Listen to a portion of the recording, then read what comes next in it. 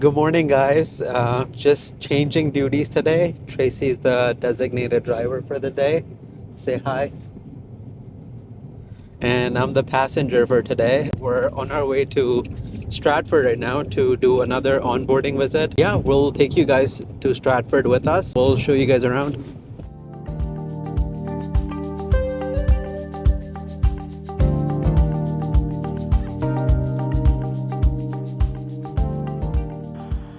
Guys, so we just arrived. We got here a bit early, so we're just gonna kind of show you what we observed so far. I haven't even gotten a chance to take a look myself. Starting here is kind of, we're gonna look at, what the parking situation looks like.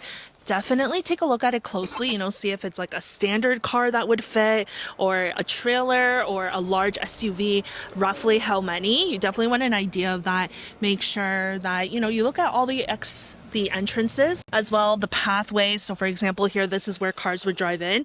It is a bit narrow, so just things to keep in mind, not that you always have to disclose it. Another thing is waste management, super important. You want to go up to it and take a look, see how you would open it, how many there are. It's good that they have like this bin here that you can see, so that helps keep out raccoons and all of that. Look at exterior lighting, that's also super important, especially even if they're at the front of the home. Just care about what that check-in process looks like at nighttime. And then just look for any other deficiencies or anything that just kind of stands out. For example, windows look like they're all in good shape, so that's good. There's a light on the side there, great. We're gonna find out how to turn that on. Doorbell, that's good that we have that. And then also you want to take a look at the front of the street. See, just get understand, is it a busy street of any sort? So this is one of the bedrooms in this cute little home. There's a king-size bed. It's in a loft area. In a really character home, and there's this really cute seating area right by the window with lots of accents. And a bonus amenity is TV in the bedroom, and it's a smart TV. Salt lamp too also adds a great cozy vibe.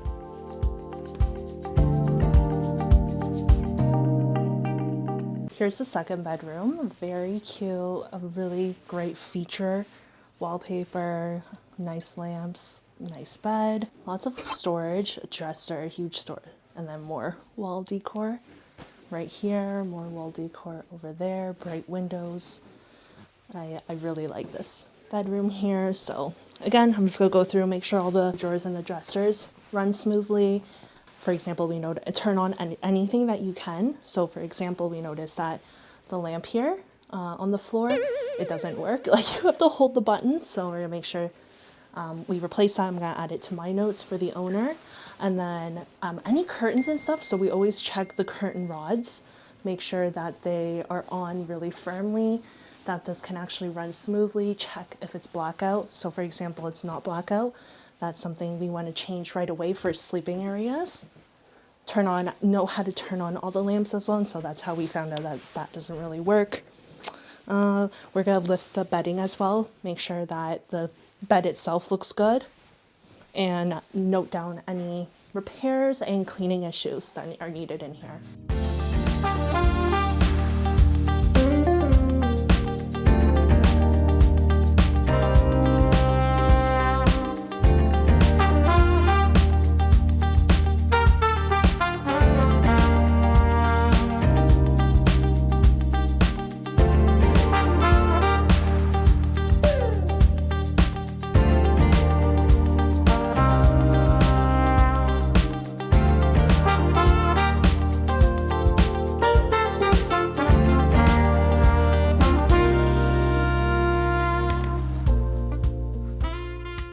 So if you guys have been following us, you already know how much we care about our cleaning closets and making sure all of our units are very well stocked. So these bins, of course, it's our preference. We try not using them, but sometimes in tight spaces, especially condos and apartment buildings, where you can't really lock up a closet, they come in really handy. So these are the three most popular sizes that we've used in the past. The one on the bottom, that's our least favorite because it's the heaviest and it's the toughest to move around. So first thing, before you even consider putting one of these in your unit, make sure this is your last last resort option. Make sure, if there's nothing else you can lock up, only in that case use up these bins, because these are very low security. And then measure the width of your closet. Make sure you have at least 3 inches on either side of the closet so the bins can easily slide in and out. And once you've determined, what the appropriate size is, then you can come to the hardware store to pick up the perfect bin for you. So the first one at the top, that's 45 liters. This one's 64 liters, and then the one on the bottom is 102 liters. Usually what we would do is we would put a couple of these ones, so a couple of the 64 liters, and then maybe one of this one. Sometimes, if the closet's really wide enough, we'll opt for that one. But again, try not using that, because it's very difficult to lift. So even if you're able to save some money by purchasing a larger bin, you need to think about your cleaner as well, and the whole operations of it, if whether or not they'll be able to actually move things around smoothly. So yeah, that's how we would do. And then if you come here, you'll see another reason why we like these bins is there's these holes on top of these bins. So what we would typically do, we'll take you to the aisle later, but what you can do is you can buy these metal chains, and you can thread those chains through these holes. You don't have to go through all the holes, but let's say even if you cover, maybe the first hole could be here, and then you thread it through this one, and then you go there, and then come here, and then lock the chain together, and then at the end you can put a combination lock. Again, at the end of the day, if someone wants to physically lift the bin and take it with them, they can do that, right? That's not our goal. Again, these things don't happen a lot, and if someone is malicious enough to do that, you can protect against that situation. But the goal is to just have some supplies always handy in the unit, so your cleaner can quickly restock items, and you're always prepared for the worst case scenario. So to secure the bins, we will get chains like these. There's a few options. None of those will go into the holes on the bins. I think this one will fit. So what we would typically do is we will get this cut to about 7 feet. That's what we found works for the 2 bin sizes that we showed you. For the bigger bin, you might have to go a little longer, maybe 9 feet even. And then you get someone at the store to cut these for you. And then what you would do is you would thread a combination lock. So you would join the chain at the end, and then you would thread a combination lock through a couple holes, and then that would secure the bin. So we'll show you what kind of combination lock we would typically get. So here's a couple of combination locks that we found at the hardware store. So there's this one, which is obviously more secure than this one because it has a metal thread through.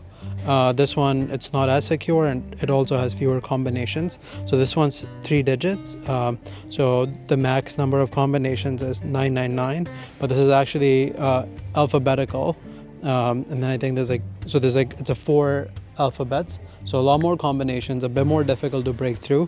Again, we're not trying to come up with the best security lock, because if someone wants to take the whole bin, they can just physically lift it and take it with them.